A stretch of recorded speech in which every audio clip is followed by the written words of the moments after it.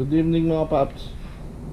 Kanina may dumating tayong package na galing kay Boss Rykel. So ito na yung LBC box natin. Buksan natin.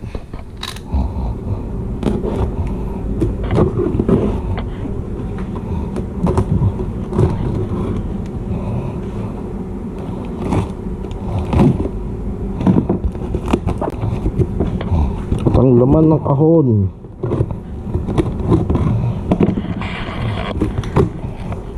Ang laman ng kahon, may langgam. Yun, Fast and the Furious. Uy, may motor pa. Ito yung previous motor. Okay. So, unahin natin itong motor. Hindi ko alam kung anong brand to, pero para may battery. Ang side stand pa. Yun, ganda. Then ang laman ng box ay itong isang Ducati Quartz o Pinagale B4. Tayo na natin dyan. Ang ganda. Tapos Nissan na GTR made in China. Uy, battery din. Ay, galing to. Double horse. So may tunog din to. Hindi natin pwede pahawak kay Hana yan, madudurog. Then ito yung in-order ko talaga sa kanya, Jada Diecast Fast and the Furious Nissan Skyline GTR R34 by Brian. Ito yung kotse na ginamit ni Paul Walker sa Too Fast and Too Furious yata. Then dalawa to. Ito yung pinakabinili ko sa kanya. Fast and the Furious na Nissan GTR. Ang ano nito, ano bang ano nito, 124 yata ito. So mas okay yung 118. So yun ang laman ng box. Yan ang laman ng box. Jada parehas. Ano nito, ratio 120 132. Itong hawak ko 132. Ito ay 124. Nabili niya to sa Toys R Us. Biro mo 17. Ano na to, hindi na siya sealed, nabuksan na. Then ito yung previous niya, Nissan. Ito kailangan ko to alam niyo yung kalaban ni Nissan ba yun? Ay hindi niya kalaban itong Nissan na to. Kay Aiba para na search natin.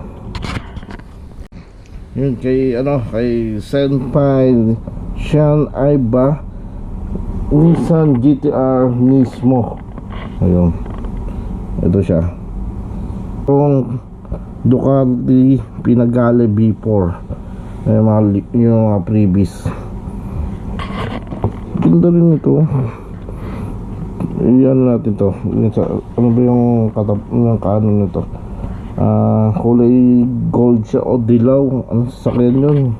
Yung kalaban niya sa second run, yung pula Ferrari Audi ata, yung kulay dilaw.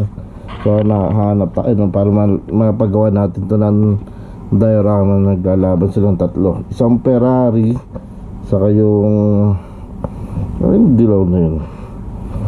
So panonorin ko yung MFG mamaya, then nire-record ko. Then ito Nissan natin, Skyline GTR R34 na 1:24. Hindi na to sealed na open na. So buksan na natin. Kaya lang naka-tape pa. Ay hindi na. Para makita natin yung ganda ng sasakyan. Yun. Okay. Ganda rin to paggawan natin ng diorama parking. Gusto nga plano ko dito lagyan ng ilaw yung kulay blue. Parang may napanood ako sa YouTube na ano, na pinatatakbo to, drive to ni Brian, na may kulay blue ang ilaw sa loob saka sa ilalim ng ano, chassis, o underglow na kulay blue. So ito yan, ang ganda, kaya lang medyo pain, ano na yung kulay kasi matagal na yata sa kanya. Alam ko nabubuksan yung hood. Uy, nabubuksan nga yung hood. Kailangan lang natin ilaw para makita natin yung engine details. So wala nga ilaw. Ganda pati yung mags, oh. May rotor disc pa sa loob. Yung engine, yun, Nissan GT-R Skyline. Then yung stick, ang pinaka gear nya, ang cambio. So right hand drive pala to. Kasi nga may yung taillight nyan, ganda sana lagyan ng ilaw eh. Pero para malagyan yun, talagang bubuksan mo siya, pinakailalim. Plano ko pa lagyan ng ilaw ng headlight, maliit na LED lang. Palagyan ka ng ilaw ng headlight, tapos blue sa loob. Kaya lang paano lalagyan yun? Meron pa pagkakapitan sa loob? Wala pa ng pagkakapitan sa loob. So tingnan lang natin kung malalagyan natin ng isang maliit na ano, LED, tapos underglow, then tail light. Pwede siguro gawa ng paraan. Mga ano lang to, yung mga screw. Oh, laki pala.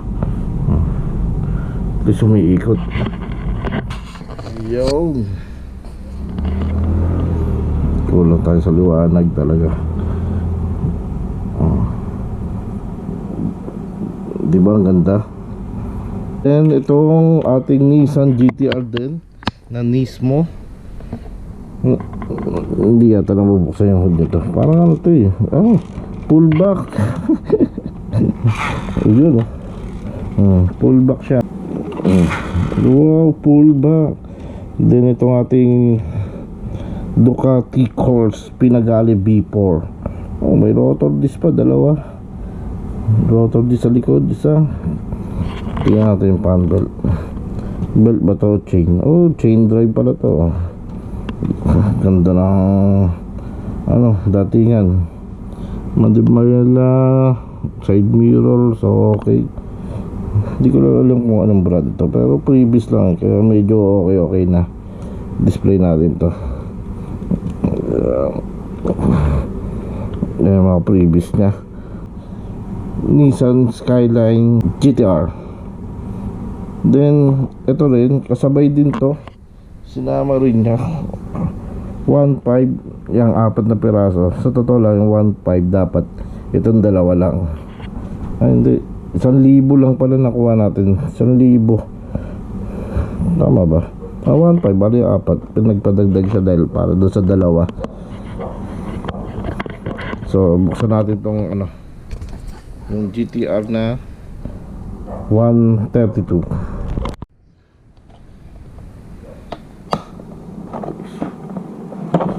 Bukas na rin ito, hindi ito sealed na, may sira na nga yung karton.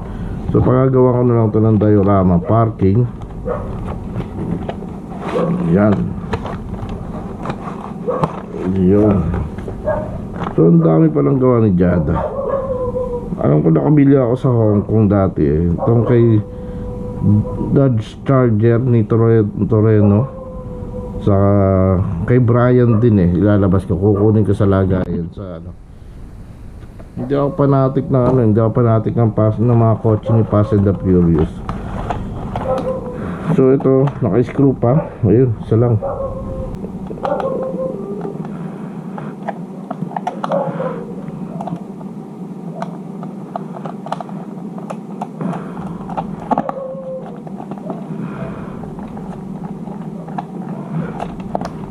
Ano nga pala yun, no? Yung dinidikit na ano, blue tack ba yun tawag ng blue tack, para hindi umaandar sa diorama.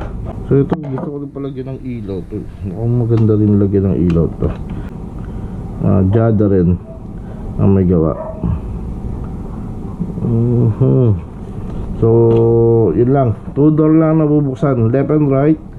Then ang kagandahan dito sa 124 na to, 132, kung mapapansin nyo, iba yung details silang dalawa. Meron siya ritong tawag dito parang nose, dun sa kabila wala. Meron siyang nose, pero pareha silang right hand drive. Ito may nose sa passenger seat, and then walang upuan sa likod. Ito may dalawang upuan. So pero pareha sila, kasi sabi ko Brian Nissan GTR R34, Brian Nissan Skyline GTR 34. So nagkaiba lang ng design, interior sa loob. Sticker parang same, pinto, side mirror, hood, yung decal sa hood parehas, yung dalawang line na strip, spoiler parehas, mags same lang siguro kasi medyo malaki lang to, pero 246 spokes na mags, silver o chrome-plated. Ganun din ang kaliwa. So yun, parehas right hand drive. Ganda ng mags ito. So ito, kompleto upuan, passenger seat, pati yung likod. Dito sa 132 is walang passenger seat kasi mayroong nose. Maganda siguro pinturaan ng blue yun, no? Kulay ng nose. Yun ang pagkakaiba. Ito nabubukas yung hood, ito hindi. Pero yung sticker and X parehas. Maghahanap tayo ng maglalagay ng LED nito. May mga taong gumagawa nun eh. May mga mahuhusay gumagawa nun. Ang ilagay natin itong para maganda naman sa umiikot tong ating Ducati Panigale. So kukunin ko muna yung ibang Fast and the Furious doon. So lagay muna natin dyan habang kinukuha ko yung dalawang code. Tabihan natin ito para lumuhod ng konti. Yun. Tapos ito dito.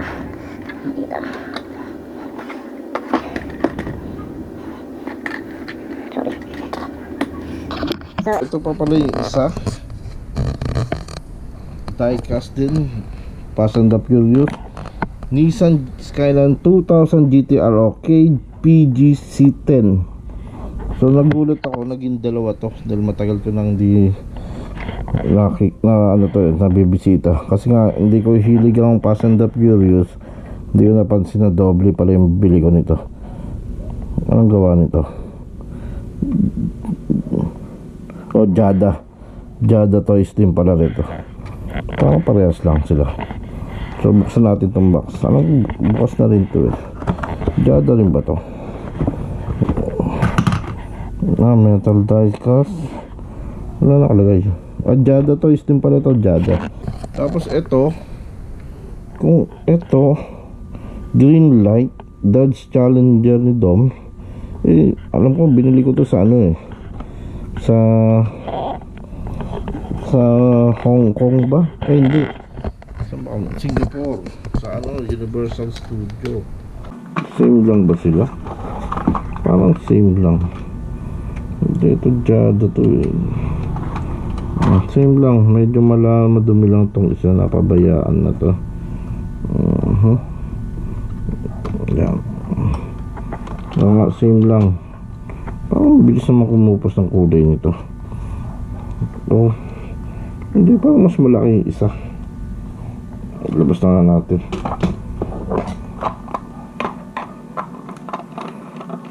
Yan. Same lang ba? Same lang, iba kulay. Pero ito nabagsak niya ito eh. Hindi na nagsarado yung pinto. Ito kakakuha ko lang ito eh. Ba't sira yung kulay? Ito matagal na sa akin to. Jada Toys din to eh. Tapos ito Jada Toys din to. Tingnan natin kung parehas. Number 970-97037, scale 132, 2009 Nissan GT-R used under license of Fast and the Furious Universal Studio. Same nga, sa Universal Studio ko to binili, made in China. Pero ito may ano, CE, may code, jadatoys.com. So ito may papel lang, may sticker. So ito lang pagkakaiba, kasi ito lang yung CE na yan, saka yung barcode. Kasi ito binili ko to sa ano Universal Studio. Ayaw ko pa nga bilhin, pero ayun, yun, naglapat na yung pinto. Yan, ito binili ko lang sa tao. Parang previous lang yata ito, yung isa GTR na to. So ito 2000, year 2000 na GTR tong blue. Napapadami GTR ko pati pala yung white GTR din nga pala yung white, yung umiikot. So ito yung mga kotse ni Brian ng Fast and the Furious, 2 Fast and Furious. Hindi ko lang alam kung kailang ginamit to, 2000 lang. Wala kasi nakalagay dito kung kailang niya ginamit. 2000 daw. Hindi ko alam kung anong movie na ginamit tong blue and may carbon hood. Basta ito, ginamit to sa 2 Fast 2 Furious, itong Nissan GT-R nya R34. Parehas ba itong R34? Parang hindi, parang ito yung parehas nya, parehas ng headlight, Nissan Nismo. So yun na lang mga paps, nabuksan na natin yung box ng LBC. So bukas na ligpitan ito. Nakakatawa yung Dodge Challenger niya, Dodge Challenger ba? Dodge Challenger, Dodge Charger 1970, Dodge Charger ni Doms. Lumiit ang muscle car. Pero ano ba, ano nito, scale walang nakalagay. Pero ano to, green light green light. So bukas na natin liligpit to para maayos natin. So ingat mga paps.